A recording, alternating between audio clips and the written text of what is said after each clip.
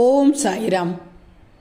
என் அன்பு குழந்தையை, எப்போதும் நம்மை நினைக்கும் ஒருவன் சாய் மட்டும்தான். நாமும் எப்போதும் அவரை நினைத்தால் அதுவே பரமபக்தி.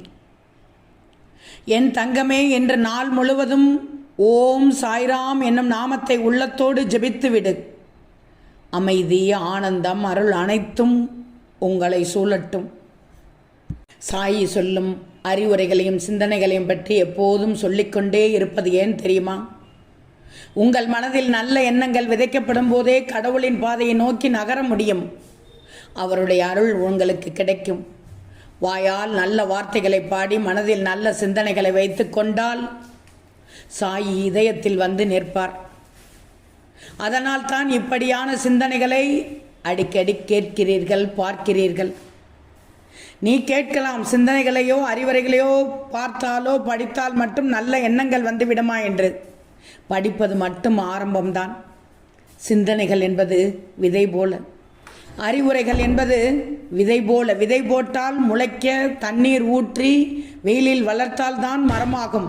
அதேபோல் உங்களால் கேட்கப்படும், ஏற்கப்படும் நல்ல சிந்தனைகள் மனதில் பதிந்து உங்களுடைய வார்த்தைகளிலும் செயல்களிலும் வெளிப்பட வேண்டும். அதை நடைமுறைப்படுத்தினால்தான் அந்த எண்ணங்கள் உங்கள் மனதை மாற்றி நல்ல பாதையில் நடத்தும். அப்படி செயல்படும் மனத்திற்கே சாயின் அருள் வந்து சேரும். அதனால் கேட்பதோ படிப்பதோ மட்டுமல்லாமல் செயல்படுத்துவதுதான் வெற்றி தரும்.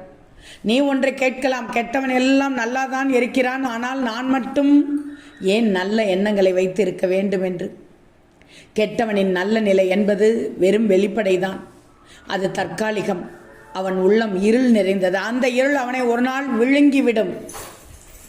ஆனால் நல்ல எண்ணங்கள் கொண்டவனின் மனம் சாயியின் சந்நிதி போல தூய்மையாக இருக்கும். அந்த தூய்மைதான் அவனை வாழ்வின் எல்லா நிலையிலும் காப்பாற்றும். நல்ல எண்ணங்கள் என்பது சாயியின் அருளை பெறும் பாலம். ஆகையால் பிறரை பார்த்து உங்களுடைய பாதையை மாற்றாமல் நல்ல எண்ணங்களில் நிலைத்திருப்பதுதான் உண்மையான பக்தனின் பண்பு. ஓம் சாய்ராம்.